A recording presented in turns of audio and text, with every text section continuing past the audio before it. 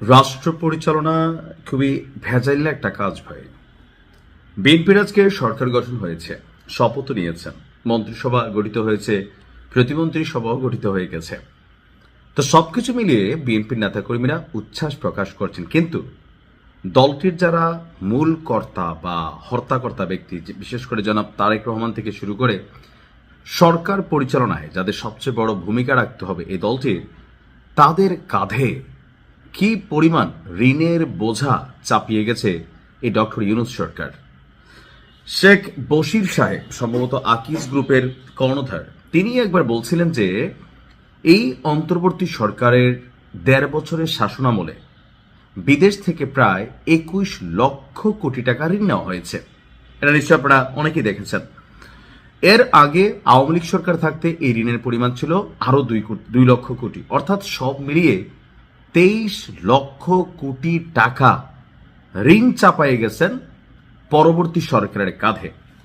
যেহেতু বিএনপি এখন সরকার গঠন করেছে, ঠিক প্রথম দিনই এই সরকারের জন্য সবচেয়ে বড় চ্যালেঞ্জ হচ্ছে এই বৈদেশিক ঋণ পরিশোধ, নতুন করে ডেভেলপমেন্ট কার্যক্রম, ইকোনমিকে ব্যালেন্স করা, ডলারের রেটকে ব্যালেন্স রাখা, প্রবৃদ্ধির মাত্রা অর্জন করা, এরকম অনেক কিছু হিউজ চ্যালেঞ্জিং ইস্যু সামনে এসেছে।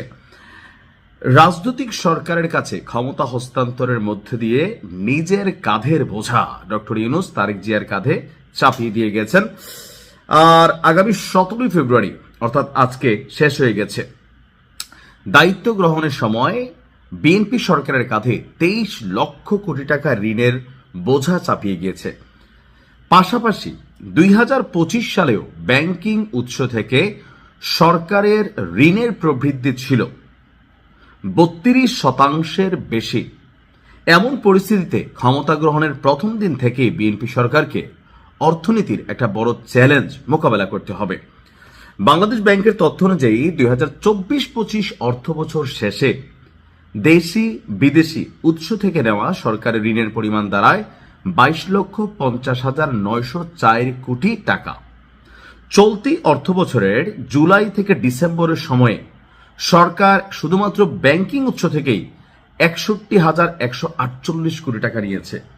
এখন আসলে এই ১.৫ বছরে দেশে কি উন্নতি হয়েছে, কি ডেভেলপমেন্ট হয়েছে, কি সংস্কার হয়েছে আমি আসলে জানি না।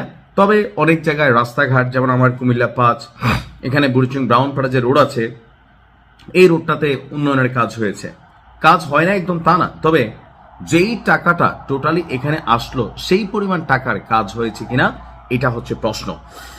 দর্শক, এই সময়ে ১০৭,৪০,০০,০০০ নেট বৈদেশিক ঋণ আমরা গ্রহণ করেছি। প্রতি ডলার ১২২ টাকা ধরে এর পরিমাণ ছিল ১৩,১০৩ কোটি টাকা।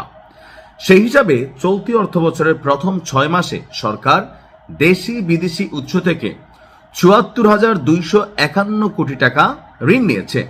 সব মিলিয়ে গত ১.৫ বছরে আপনার সরকারের ঋণের পরিমাণ দাঁড়িয়েছে ২৩,২৫,১৫৫ কোটি টাকা।